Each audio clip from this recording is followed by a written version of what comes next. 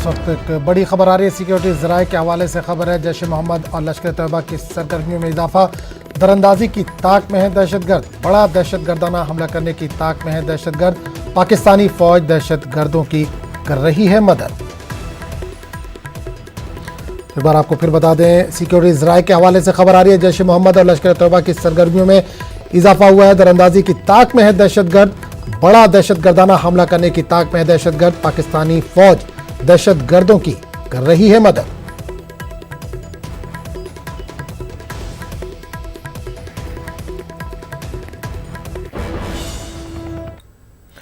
उत्तर प्रदेश के वज़ीर आला योगी आदित्यनाथ आज अयोध्या का दौरा करेंगे। ज़राए के मुताबिक योगी आदित्यनाथ आज अयोध्या पहुंचेंगे, जहां वो रामचंद्र जी के मुजस्मे की तंसीब के लिए मुंतखब की गई जगह का जायजा लेंगे। इसके बाद वो दिगंबर अखाड़ा जाएंगे। योगी आदित्यनाथ गुप्तार घाट पर जाएंगे और तरक्काती कामों का भी वो जायजा लेंगे।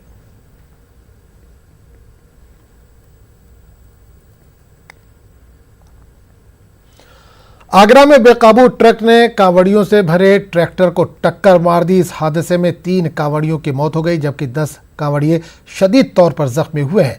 तमाम कांवड़ियों को सरोजनी नायडू मेडिकल कॉलेज में दाखिल कराया गया है। हादसा ग्वालियर हाईवे पर पेश आया। ट्रैक्टर में 40 से ज्यादा कांवड़िए सवार थे।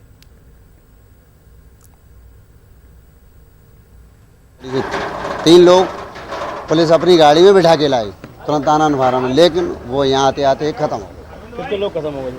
3 लोग खत्म हो चुके हैं। कितने घायल हैं? और घायल होंगे कम से कम 8-7 आदमी, 8-10 आदमी घायल हैं। अबे कहाँ से कहाँ जा रहे थे कावड़ लेने? ये कांवर लेने जा रहे थे, डूडीपुरा थाना इरादा।